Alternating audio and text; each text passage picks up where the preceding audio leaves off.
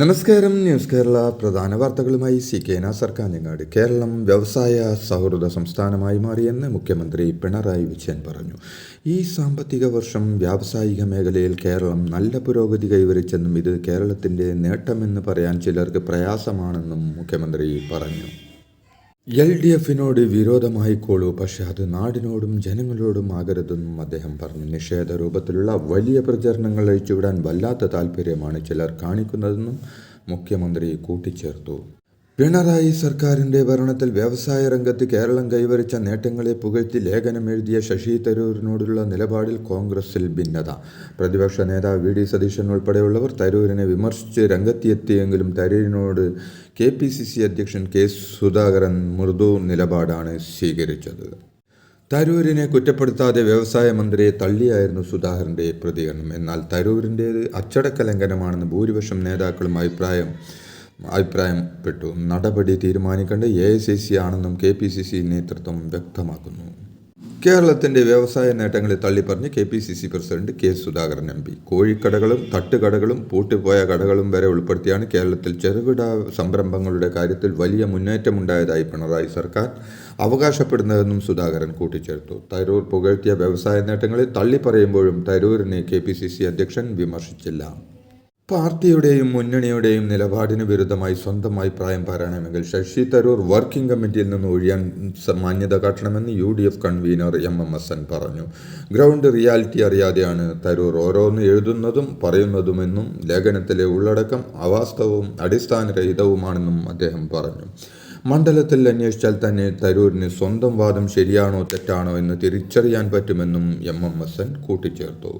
കേരളത്തിലെ വ്യവസായ വികസനവുമായി ബന്ധപ്പെട്ട് സംസ്ഥാന സർക്കാരിനെ പ്രശംസിച്ചുകൊണ്ടുള്ള ശശി തരൂരിൻ്റെ ലേഖനം വിവാദമായതിന് പിന്നാലെ പിന്തുണയുമായി ഇടതു നേതാക്കൾ. ശശി തരൂർ പറഞ്ഞത് യാഥാർത്ഥ്യമാണെന്നും അതിലൊരു തെറ്റുമില്ലെന്നും ധനമന്ത്രി KN ബാലഗോപാലും മുതിർന്ന CPM നേതാവ് EP ജയരാജനും പറഞ്ഞു. ലോകം അറിയുന്ന ബുദ്ധിജീവിയാണ് തരൂരെന്നും 4 തവണ തുടർച്ചയായി ലോക്സഭയിലേക്ക് ജയിച്ച വിപ്ലവകാരിയാണെന്ന് AK ബാലനും പുകഴ്ത്തി. ശശി തരൂരിനെതിരെ നടപടിയുണ്ടാവില്ലെന്ന് കോൺഗ്രസ് വൃത്തങ്ങൾ വ്യക്തമാക്കി. കേന്ദ്ര സംസ്ഥാന സർക്കാരുകളെ തരൂർ പുകഴ്ത്തി ശരിയായില്ലെന്നും അഭിപ്രായമാണെങ്കിലും വിഷയം ആളിക്കത്തിക്കേണ്ടതില്ലെന്നാണ് ഹൈക്കമാൻഡ് ധാരണ. AICC നേതൃത്വം തരൂരിനെ പാർട്ടി നിലപാട് അറിയിച്ചെങ്കിലും തൽക്കാലം നടപടി വേണ്ടെന്ന നിലപാടിലാണ് Congress. General secretary KC Venugopal തരൂരിനോട് സംസാരിച്ചു. തരൂർ പാർട്ടി നയത്തിലേക്ക് എത്തുമെന്ന് പ്രതീക്ഷിക്കുന്നതായി AICC വൃത്തങ്ങൾ വ്യക്തമാക്കി.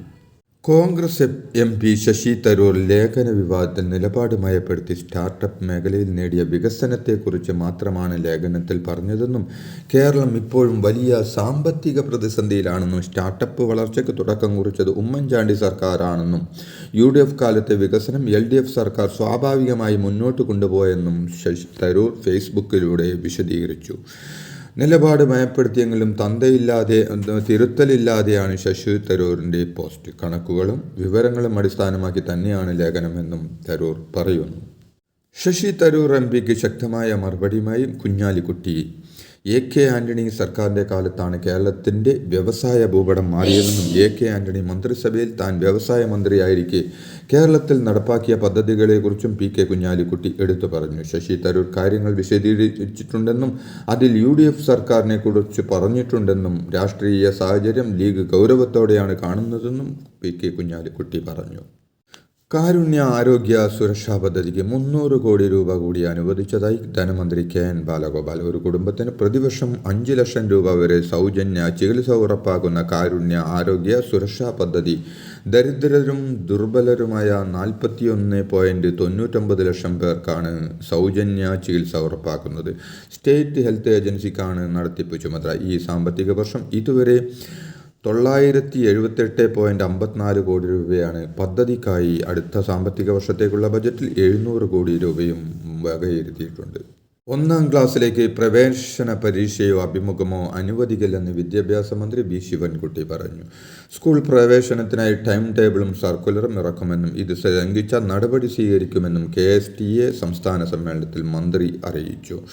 വിദ്യാഭ്യാസ നിലവാരം കൂട്ടാൻ സംസ്ഥാനം സമഗ്ര വിദ്യാഭ്യാസ ഗുണനിലവാര പദ്ധതി നടപ്പാക്കുമെന്നും സംസ്ഥാന സർക്കാരിൻ്റെ നിലപാടെന്നും മിനിമം മാർക്കില്ലാത്ത വിദ്യാർത്ഥികൾക്ക് ഓറിയൻറ്റേഷൻ ക്ലാസ് നൽകുമെന്നും കുട്ടിയെ തോൽക്കില്ല എന്നും തോൽപ്പിക്കില്ല എന്നും അദ്ദേഹം പറഞ്ഞു.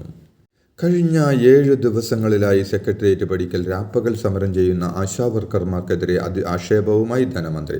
സമരക്കാരെ ഒരു വിഭാഗം രാഷ്ട്രീയമായി ഉപയോഗിക്കുകയാണെന്നും ഇടത് സർക്കാരിനോടുള്ള താൽപ്പര്യമെന്നും ഇവരെ കുത്തിയിളക്കി വിട്ടവർക്കറിയില്ലെന്നായിരുന്നു മന്ത്രിയുടെ വിമർശനം. മന്ത്രിയുടെ ആക്ഷേപം തള്ളിയ ആശാവർക്കർമാർ സമരം ശക്തമായി മുന്നോട്ട് കൊണ്ടുപോകുമെന്ന് അറിയിച്ചു.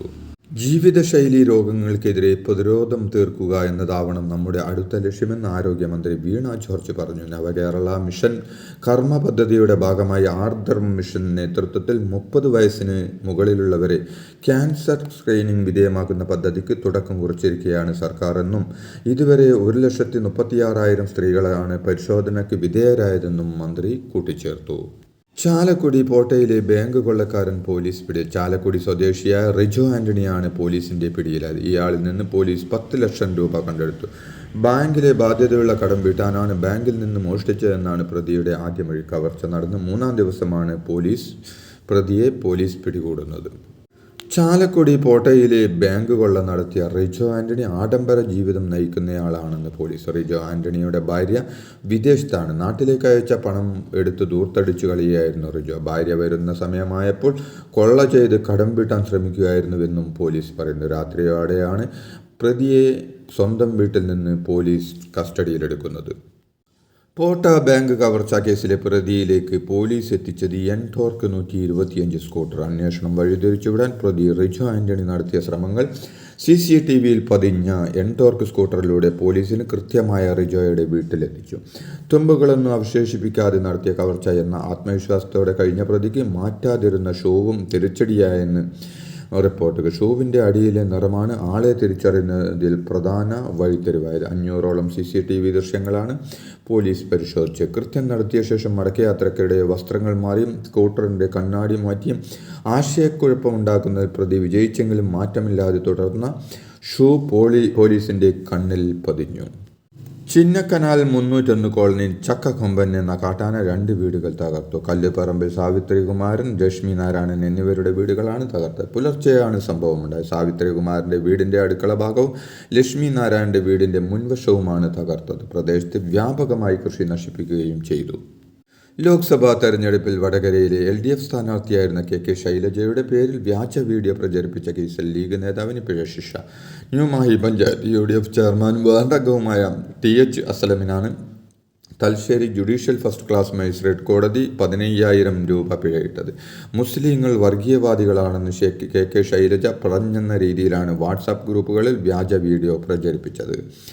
ഇതോടെ ഇന്നത്തെ പ്രധാന വാർത്തകൾ സമാപിച്ചു. നന്ദി, നമസ്കാരം.